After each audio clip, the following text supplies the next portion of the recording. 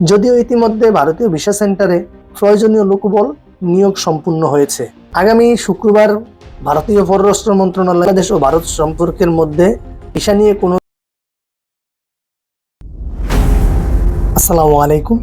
বাংলাদেশ থেকে ভারতগামী ভারতীয় ভিসা প্রত্যাশীদের অপেক্ষার দিন যেন শেষ হচ্ছে না। জরুরি মেডিকেল ভিসা সহ 3 ক্যাটাগরিতেই আটকে আছে বাংলাদেশে অবস্থিত ভারতীয় ভিসা সেন্টারগুলো। 5 আগস্ট শেখ হাসিনা সরকারের পতনের পর থেকে বাংলাদেশ ভারত সম্পর্কের টানাপোড়েন শুরু হলে এতে ইন্ধন যোগায় কিছু কুচক্রী মহল। উভয় দেশের সরকার এ বিষয়ে সতর্কতা অবলম্বন করে পরিস্থিতি পর্যবেক্ষণ করলেও নেওয়া হয়নি সমানুপাতিক সম্পর্ক উন্নয়নের কোনো উদ্যোগ। জানুয়ারি মাসের প্রথম সপ্তাহ থেকে ভারতীয় ভিসা প্রদান স্বাভাবিক হওয়ার কথা চাউর থাকলেও পরিস্থিতি এখন অনেকটাই ঘোলাটে। গত কয়েকদিন যাবৎ বিভিন্ন ইস্যুতে দুদেশের সম্পর্কের বৈরতা স্পষ্ট হয়ে উঠেছে। ভারতীয় সীমান্তরক্ষী বাহিনী বিএসএফ আন্তর্জাতিক আইন লঙ্ঘন করে সীমান্তে কাঁটাতারের বেড়া নির্মাণ চেষ্টায় বাংলাদেশি সীমান্তরক্ষী বাহিনী বিজিবি বাধা প্রদান করে। পশ্চিমবঙ্গের বিজেপি নেতা শুভেন্দু বাংলাদেশ নিয়ে দায়িত্বহীন মন্তব্যের সাথে পাখা গজায় মুজিবার তরে মোল্লা রাজাকারের বাচ্চা পাকিস্তানের নাতি ওটা 5-7 ড্রোন পাঠিয়ে দিলেই ওদের কাজ শেষ হয়ে যায়। ভারতীয় মিডিয়ায় উদ্যোগে সঙ্গীতের আয়োজন, সঙ্গীতের আসরে হুমকি কট্টরপন্থীদের। মিথ্যা বানোয়ার তথ্য প্রচার দুদেশের সম্পর্কে নেতিবাচক প্রভাব ফেলছে। সীমান্ত উত্তেজনা নিয়ে ঢাকার ভারতীয় হাইকমিশনার প্রণয় ভর্মাকে তলব করেছে বাংলাদেশের পররাষ্ট্র মন্ত্রণালয়।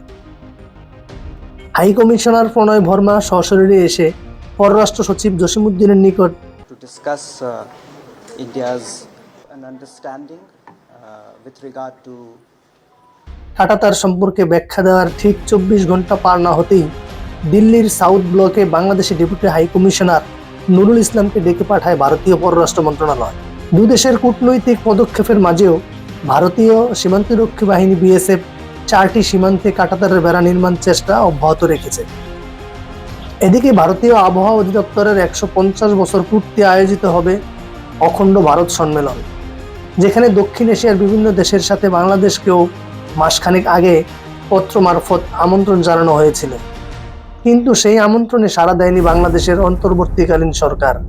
কারণ হিসেবে ঢাকার আবহাওয়া অধিদপ্তরের কার্যনির্বাহী ডিরেক্টর মুমিনুল ইসলাম বলেন, সরকারি খরচে অনাবশ্যক বিদেশ ভ্রমণে বর্তমান অন্তর্বর্তীকালীন সরকারের কিছু বাধ্যবাধকতা রয়েছে। ভারতের আমন্ত্রণ বাংলাদেশ নাকচ করে দেওয়ায় ভারতের জন্য নতুন দুশ্চিন্তার বিষয় হয়ে দাঁড়িয়েছে। অপরদিকে ভারতীয় সেনাপ্রধান তার বক্তব্যে দুদেশের সম্পর্কের উপর গুরুত্ব আরোপ করেন। Bangladesh is strategically important to us. As of today, and any kind of animosity is not in each. I am in touch with the chief of Bangladesh. Military cooperation is concerned. তিনি বলেন, কৌশলগত কারণে ভারত ও বাংলাদেশ উভয় দেশের কাছে অত্যন্ত গুরুত্বপূর্ণ। বাংলাদেশের রাজনৈতিক পট পরিবর্তনেও দুদেশের সেনাবাহিনীর সম্পর্ক স্বাভাবিক রয়েছে। বাংলাদেশের সেনাপ্রধানের সাথে আমার ভিডিও কলে কথা হয়েছে। পরিস্থিতি স্বাভাবিক হলে দুদেশের সামরিক বাহিনীর যৌথ মহড়া অনুষ্ঠিত হবে। আপাতত এই টানটান উত্তেজনা বৃদ্ধির সাথে সাথে বাংলাদেশিদের ভারতীয় ভিসা প্রদানের সংখ্যা ক্রমেই কমে আসছে। এতে করে ভিসা প্রত্যাশী বাঙালিদের সাথে বিপাকে পড়েন ভারতীয় ব্যবসায়ীগণ। জরুরি মেডিকেল ভিসা, স্টুডেন্ট ভিসা এবং ডাবল এন্ট্রি ভিসা সীমিত আকারে শর্ত সাপেক্ষে চালু থাকলেও তা প্রয়োজনের তুলনায় নগণ্য। যদিও ইতিমধ্যে ভারতীয় ভিসা সেন্টারে প্রয়োজনীয় লোকবল নিয়োগ সম্পূর্ণ হয়েছে।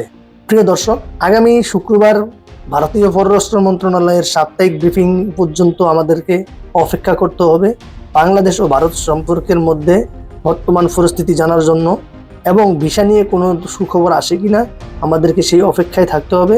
প্রিয় দর্শক, ভারতীয় ভিসা সম্পর্কিত যে কোনো আপডেট পেতে এবং ভারতীয় মেডিকেল সম্পর্কে খুঁটিনাটি আপডেট জানতে আমার চ্যানেলটিকে সাবস্ক্রাইব করে বেল বাটনটি ওপেন করে আমার পাশেই থাকবেন। আমার এই ভিডিওটি যদি ভালো লেগে থাকে তাহলে অবশ্যই লাইক, শেয়ার, কমেন্টস করবেন। ভালো থাকবেন। আল্লাহ হাফেজ।